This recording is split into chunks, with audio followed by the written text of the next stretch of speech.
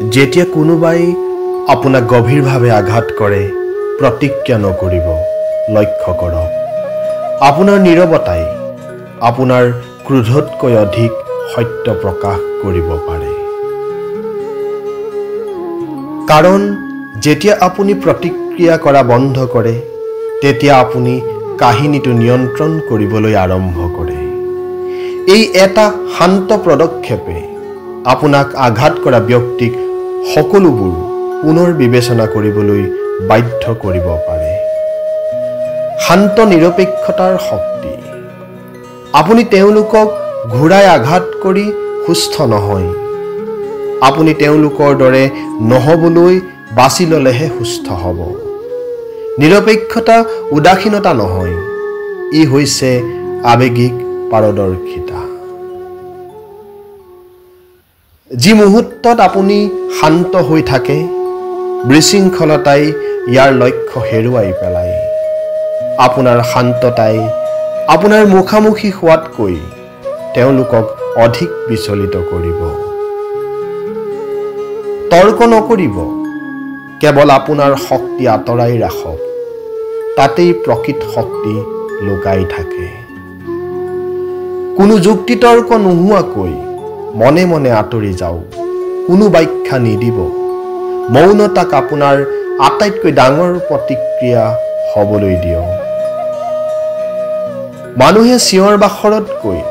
মৌনতাক বেছি মনত ৰাখে ই তেওঁলোকৰ মনত বেছি সময়লৈকে প্ৰতিধ্বনিত হয় মৌনতা হৈছে একমাত্ৰ ভাষা যি অকৃতজ্ঞৰ হৃদয়ত উপনীত হয় আপোনাৰ মূল্য কেতিয়াও সেইসকলক বুজাবলৈ চেষ্টা নকৰিব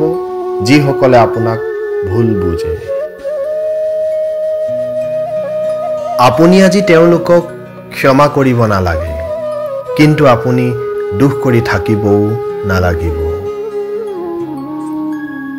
যিজন ব্যক্তিয়ে আপোনাক আঘাত কৰে তেওঁ শান্তিপূৰ্ণভাৱে টোপনি যায় যেতিয়ালৈকে আপোনাৰ শান্তি প্ৰতিশোধতকৈ বেছি গুৰুত্বপূৰ্ণ হ'বলৈ আৰম্ভ নকৰে শান্তি মানে পাহৰি যোৱা নহয় ইয়াৰ অৰ্থ হৈছে আঘাতটো পুনৰ খুলি নিদিয়াকৈ মনত ৰখা কিছুমান মানুহ সমাপ্তিৰ যোগ্য নহয় তেওঁলোকে তেওঁলোকৰ অবিহনে আপোনাৰ ভাল হোৱা দেখাটোহে যোগ্য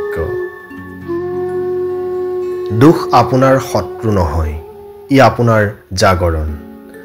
প্ৰতিটো হৃদয় ভঙা ঘটনাই আপোনাক আপোনাৰ প্ৰকৃত শক্তিৰ সৈতে চিনাকি কৰাই দিয়ে যিজন ব্যক্তিয়ে আপোনাক আঘাত দিছিল তেওঁ কেৱল এটা শিক্ষা আছিল লোকচান নহয় আপুনি ইমান নীৰৱে আঁতৰি যাওক যাতে তেওঁলোকে নিজৰ আচৰণৰ ওপৰত প্ৰশ্ন কৰে প্ৰকৃত প্ৰতিশোধ তেতিয়া হয় যেতিয়া তেওঁলোক অনুশোচনাত ম্লান পৰি থকাৰ সময়ত আপুনি জিলিকি উঠে তেওঁলোকক দুখ নহয় আপোনাৰ উন্নতি দেখুৱাওক তেওঁলোকক বুজাবলৈ চেষ্টা কৰি আপোনাৰ কাহিনীটো নষ্ট নকৰিব মনে মনে তেওঁলোকক ক্ষমা কৰি দিয়ক তেওঁলোকৰ বাবে নহয় কেৱল আপোনাৰ আত্মাৰ মুক্তিৰ বাবে আপুনি যিমানে শান্ত হ'ব সিমানে তেওঁলোকে উপলব্ধি কৰিব যে তেওঁলোকে কি হেৰুৱালে এদিন আপুনি